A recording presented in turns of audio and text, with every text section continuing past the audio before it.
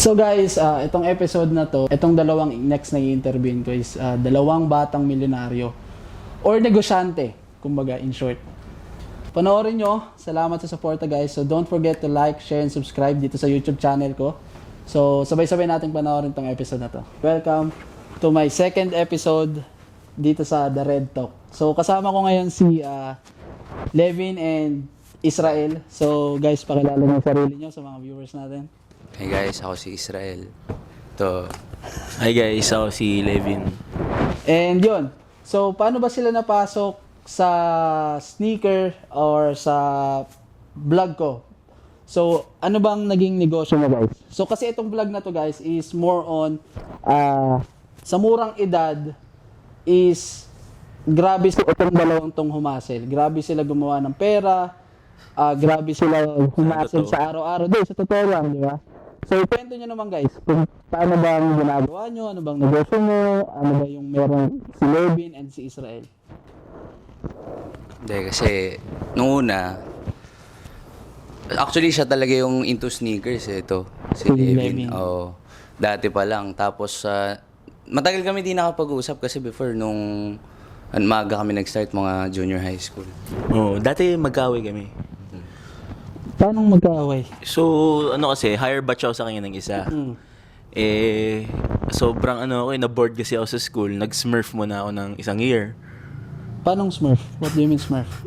Umulit ako ng isang taon. Okay, oh. Umulit ako ng isang taon. Tapos, ayun, wala na siya sa school noon. Mm. Actually, before that, parang kasi after school, pwede ka mag-basketball sa quadrangle namin. So, doon kami naging close, naglalaro kami ng basketball. Then, syempre, asaran. Nag-aasaran kami dalawa. Hindi kami okay sa isa't isa. Tapos, nung nag-same year ako sa kanya, umalis siya ng school, lumipat siya. Okay. Then, nung senior high na, parang nagkita tayo sa computer shop noon, no? Ano yung cutting ba yan? Sa basketball. Sa basketball. Hindi. Summer na noon. So, nag-usap-usap kami, syempre, magbabarkada, saka mag-aaral, then wala pa kaming school dalawa. Sige, doon na lang tayo, pag-isipan namin dalawa. Ayun, doon nagsimula yung paano kami naging close ulit ni Israel. So, paano naman kayo naging mag-business partner? So, kasi mag-business partner kayo di ba? Sa isang kumpanya, which is yung... Hindi, meron lang. Hindi man siya kumpanya pa, pero nag-start kami ngayon ng sarili ng business, which is yung buy and sell nga. Buy and sell. So, anong pangalan ng buy and sell? Wow, gusto nyo nang i-shoutout. Itong pangalan na to, galing to kay Jonas. one and only. Jared, saka kay Jonas. Jonas. Oo, kay Boss Jonas. Which is yung 8 Mile. Yun, 8 Ayan, mile. Ano ba si 8 ayan. mile? Ang 8 mile lang naman, bro, ay syempre, buy and sell kami ng kotse.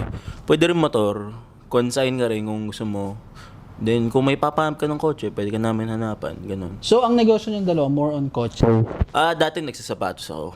So, yun. Kwento mo nga yung reselling part mo ng sapatos. Dati kasi nung grade 8 ako, Grade 8, ilang taong ka nun? ilang taon ako nun? Grade 8 ka nagsimula? 14 nata ba yun, pare? 14. 14 ako nun. Parang yung panahon na yun, parang syempre lahat ng mga bata gusto pumorma. Ako that time, puro Dota. Then, syempre, wala akong sapatos. Nagpabili ako sa parents ko ng Vans kasi syempre 2K lang yun, di ba? Oo, tama. Ayun, then 3.5 na, 3.5 something ng Vans, no?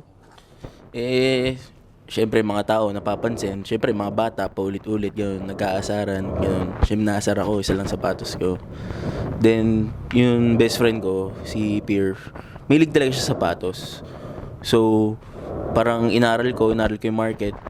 Then, laki ng puhunan. Naisip ko mag-buy and sell na lang muna ng mga damit. So, bibili ako sa groups, bibenta ako sa mga classmate ko or sa IG shop, ganun. So, ganun siya. Ganun ako nagsimula. Then, yung capital nun, kinuha ko sa baon ko, sa bay ng parents ko. Ilang taon ka nag-reselling ng sapatos? Sapatos, nagsimula yung first pair ko ng pumili ako ng Hyperspace. Easy 350 Hyperspace.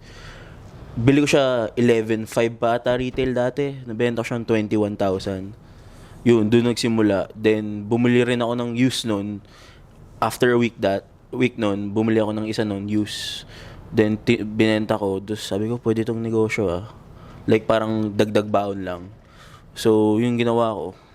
Hanggang sa naging classmate ko to, nagpaturo siya sa akin kasi that time, maliit lang rin baon mo, no? Ang baon ko, 300 lang a day. Di, syempre, bata, pang date, Tama, di ba? Pang date. Sabi ko, baka meron ka siyang mga sideline. Sabi niya, napunta kami, nag-ukay kami. Tapos sabi niya, meron ditong mga sapatos. Flip natin. Oo, nag-ukay kami dati. So, kumbaga kayo, hindi kayo umasa sa magulang nyo. May naman, may times na kumari, bibigyan kami, pero hindi namin hiniling. Kumari, gusto namin ng bagong sapatos. Ganon. Siyempre, hindi naman ganun. Pinag-iipunan Kumbaga, namin. umahasel kayo para mabili yung gusto nyo. Oo, parang ganun. Tapos, paano naman kayo na-turn from sneakers, paano naman nabuo tong isang kumpanya which is si 8 Mile? Ano yun eh? So kumbaga ba, ito bang 8 Mile, nabuo ba yung kapital nyo doon sa pag-release ng sapatos? Ay, actually, na-build nagsimula yung capital ko nung pandemic. 'Di ba lockdown. So, bumibili ako ng sapatos, binibenta-benta ko. Then, pinapasaan ko siya kasi, syempre, bahay lang rin siya. Then, gulat na lang ako. Sabi niya, uy pre, daan ako. Sabi ko, oh sige. Pumunta sa akin, naka STI ba yun? Ano siya, 370Z. Actually naman, nag-start naman yun. Kasi ako talaga, mahilig talaga ako sa kotse, bro. Oo nga. Di ba? Tapos yun, meron akong kaibigan, mahilig din talaga siya mag-drive ng kotse. Yun, natuto ako, nalaman ko yung ins and outs nung buy and sell. So, okay naman. So, yun, tinatry ko naman siya ipasa sa kanila. So, at the same time, para syempre, damay lahat. Parang, Tama. Oo. So kasi guys, isa ako sa nagiging agent ng mga kotse nila na binibenta.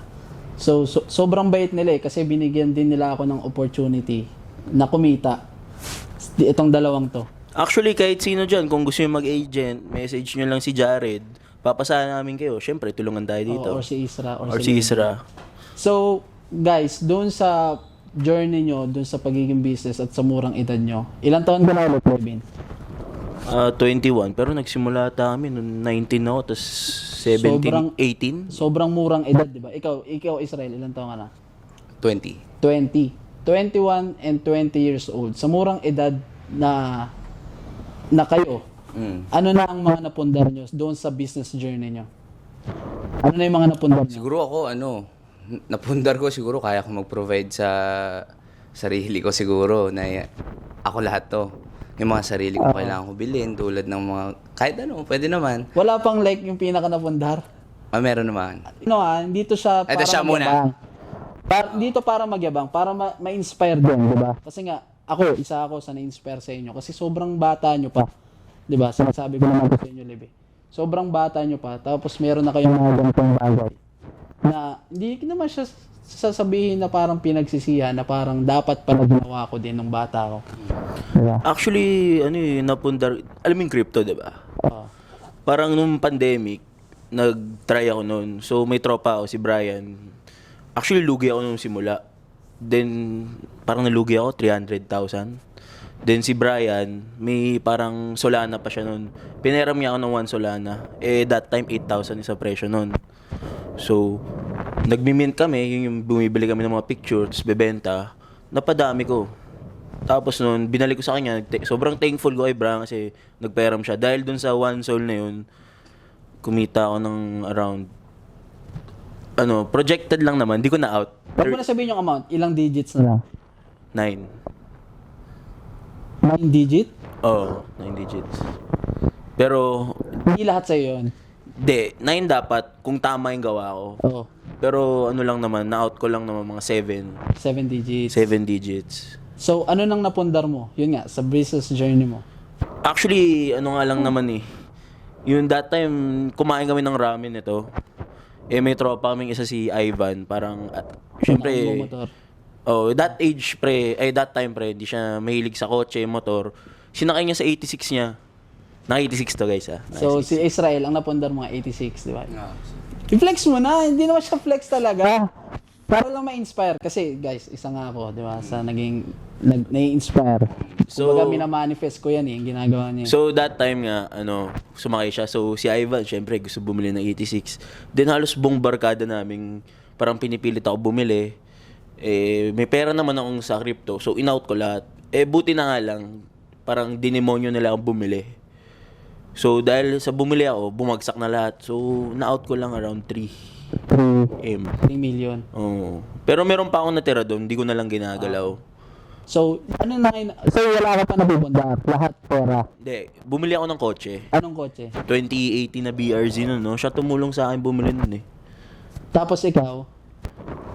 Same din, 86 pero lower 86. model, 2013. Then, parang syempre, mahilig kami magkotse. Tapos naging bayan sale na. Then, eto, demonyo to. Libs, mag-STI ka. STI, sobrang bilis nun compared sa 86. Tapos, naisipan benta yung kotse. Tapos, ganda kitaan dito Naisipan namin mag-buy and sell. So, doon na napasok sa 8 Mile. Doon na napasok sa So, 8 Mile. sa inyong dalawa ba, mayroon pa ba dapat kami or kaming magtotropa or sila na abangan na in the future na gusto nyong maging business bukod sa buy and sell? Or meron ka bang meron ka bang gustong gawin in the future na ito talaga yung pangarap ko eh. Ito talaga yung gusto kong matagal na gusto kong ibuo eh. Para sa sarili mo. Hindi para sa inyong dalawa. Hindi, siguro ako music talaga, bro. Music. Oo. Ako gusto ko talaga yung kaso, syempre, practical wise. Tama. Hindi talaga siya ano ngayon eh. Syempre, okay naman siya, pero syempre, ang dami mong, ano dyan eh. Na para mas kumita. Oo. Okay. Kumbaga, pero kung passion to passion, talagang, Music. oo. Pero syempre, yun nga. Pero ako siguro yun. Ikaw ba? Siguro pag passion, pre, gumawa ng katarantaduan. Doon ako magaling eh. Tanong mo lahat ng teacher ko nung high school, mga kaibigan ko, sabihin, syempre, makulit ako. So, kayo guys, graduate na ba kayo ng college? Hindi pa. Ano ako ngayon? Third year. College. Third year college. Nag-aaral pa. Nag-aaral pa Anong ako. course? Intercourse. Ay. Export management. Export management. Sisra. Ako, same din, pero operations management. Pero ngayon, nag-drop ako ngayon eh. Tinamad lang. Tinamad. Pero babalik ako sa January, pero hindi ko masasabing masamang So, sinabi mong mag-drop. tinamad. Bakit ka tinamad? Ano yung naging dahilan mo bakit ka tinamad tumarin mag-aral? Wala lang. Hindi, joke lang. Pero syempre, ngayon kasi may nagninegosyo naman Nagnegosyo din. na, Oo. yun, negosyo. Kumbaga sabi ko, parang nagiging parang pressure na lang. Hindi naman pressure. Sabi ko, hindi naman mamadaliin eh. Tsaka para wala naman akong plano mag-stop actually.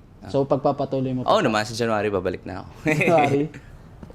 Importante yung pag-aaral, pre. So, yun. Mayroon pa ba kayong gustong i-add na like, meron ba kayong gustong sabihin sa mga batang na nanonood sa atin para nag-i-inspire, maging katulad nyo rin? Or ano ba? Meron ba kayong gustong i-advise sa mga manonood na pwede nyong sabihin sa kanila or i-share? Ako siguro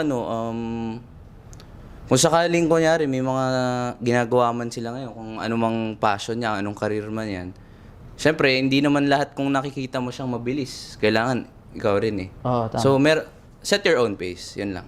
Set your own pace. Napakaganda na. Set your own pace. Ikaw? Ano naman, kunwari, sapatos, sikat ngayon. Di ba, nauso crypto lahat. Huwag kang makiuso sa Kung uso. ano yung trend. Oo. Gawin mo yung gusto mo. Kasi, pag gusto mo yung isang bagay, parang hindi ka nagtatrabaho eh.